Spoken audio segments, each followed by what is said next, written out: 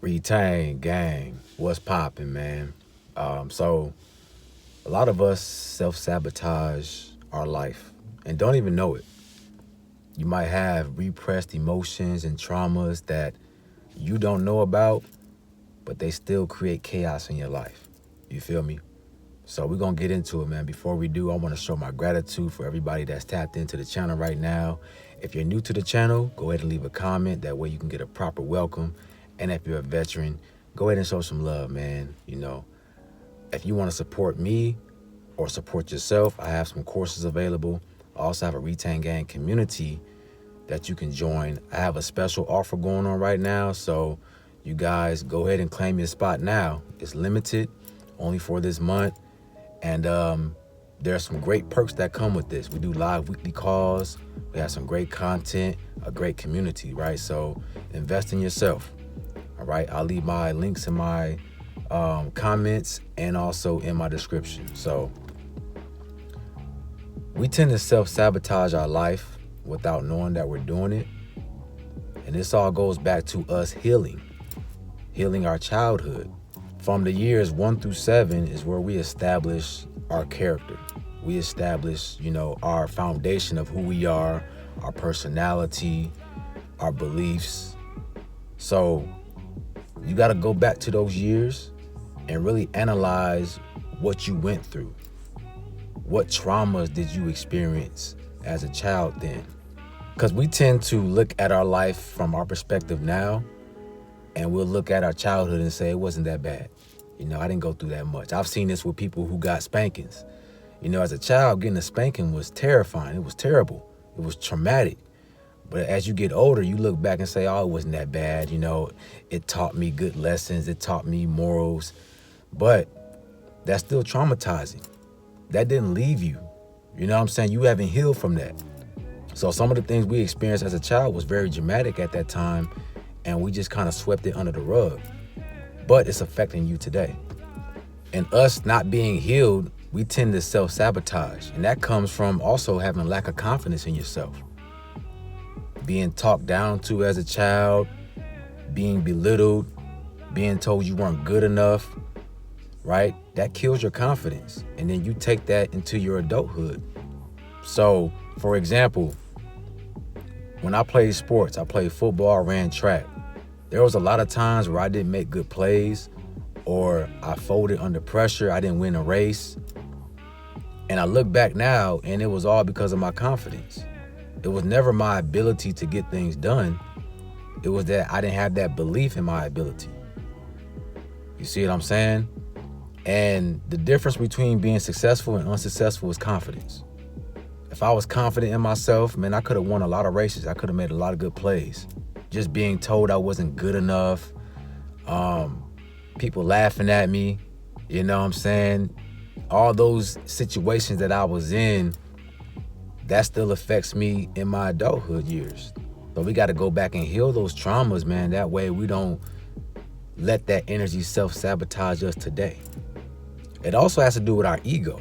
We self-sabotage because our ego takes over. And all the ego does, its job is to protect you from being hurt, from being harmed, right? Prehistoric days, when we had to survive off the land, your ego would protect you against, predators, against certain plants that might be poisonous or harmful to your health. So we were in survival mode. But nowadays, survival mode is a little different, right? So our ego isn't worried about plants and predators, but we're more so worried about getting that job or paying our bills or, talking to your crush. You get that anxiety, or that ego boils up and tells you, stay away from that. We don't want to be hurt. Or, how are we going to pay our bills? We got to figure out a solution. It's that survival mode. So you got to learn how to tame your ego, to not let it get in the way of your success. So a lot of times, man, we don't go after our goals because of our ego. We don't believe in ourselves because of our ego, right? We self-sabotage. Your ego is going to take all of your life experiences combined, and it's going to use that to justify why something's not going to work out for you. All right? I got an exercise for you guys to practice. Just sit back and visualize one of your goals, what you want to accomplish. And then once you do that, ask yourself, what's stopping me from accomplishing this goal? Right? What is the issue? What's the obstacle? And just observe the thoughts that start rushing through your mind after that question. You might realize, y'all let me know in the comments section, one of the first or one of the most consistent thoughts that pops up is going to be, I can't do this, or I'm not good enough, right? I don't have what it takes to accomplish this goal. Y'all let me know. And that right there is the ego. The ego is using your past experiences to try to justify why this is not going to work for you, because it wants to protect you from being hurt. You might have, in your past or childhood, been told that you're not good enough or that you don't have what it takes. So your ego takes that memory and that emotion and it's going to implement it into your goals now. And this is why a part of healing is reprogramming your mind. A lot of us have bad programming. We wasn't programmed with confidence. We wasn't programmed with reassurance, with love, with care. Okay, with support. So it's your time to do that now with yourself.